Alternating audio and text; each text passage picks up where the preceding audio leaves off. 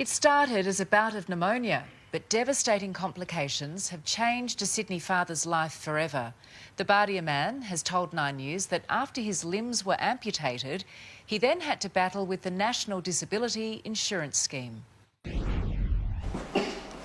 Graham Matthews is a loving dad doing his best, and for that, his 6-year-old son is his biggest fan. You're doing a good job, Dad. Thank you, Hector. But there are little things the Sydney father longs to do. Simply being able to play chess, for instance, with my son, to be able to play Lego with him. More than 3 years ago, Graham lost his hands and lower legs to sepsis. He received his first plan from the National Disability Insurance Scheme about 6 months later. But he says prosthetic limbs weren't included. Around about 16 months after the amputation is when I finally got my first set of prosthetics from NDIS. He says he also waited around 20 months for a wheelchair. And while a prosthetic hand was recently approved, 6 months after applying, it was a difficult process. I had to seek to have my local member intercede on my behalf. Graham says due to delays in approvals and plans being wound up early, he didn't get to use the full amount of support he was initially allocated.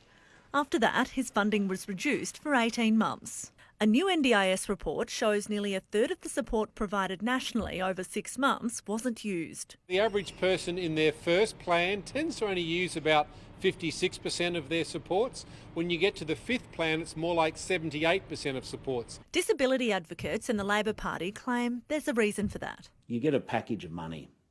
You can't spend it all because of the red tape. And then at the end of 12 months, the government bean counters come to you and said, well, you didn't spend all the money that we said we would give you, so you won't get it next year.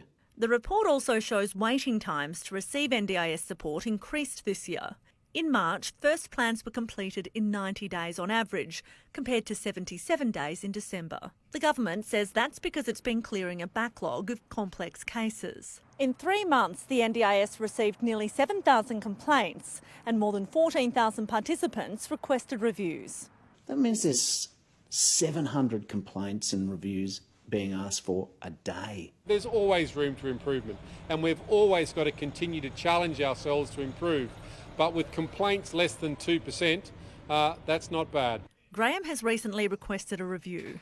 With his leg prosthetics worn out, he's asked for a new pair for everyday use, but has so far been refused. It's been demoralising, to be honest, to have to fight for everything from NDIS. Fiona Willan, 9 News.